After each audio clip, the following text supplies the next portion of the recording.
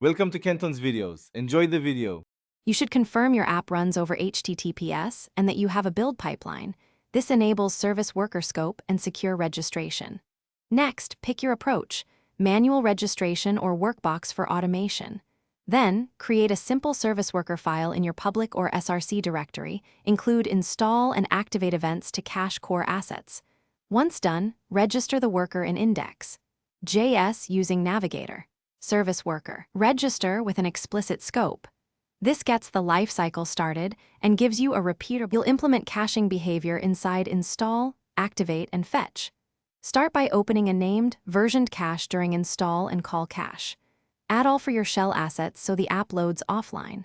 During fetch, differentiate strategies. Use network first for dynamic API calls to keep data fresh, and cache first for static assets to improve load times.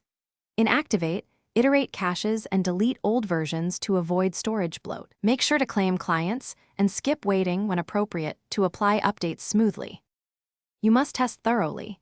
Use DevTools application panel to inspect registration, view cached entries, and simulate offline behavior. When releasing changes, bump the cache name and ship a new service worker that calls skip waiting and clients.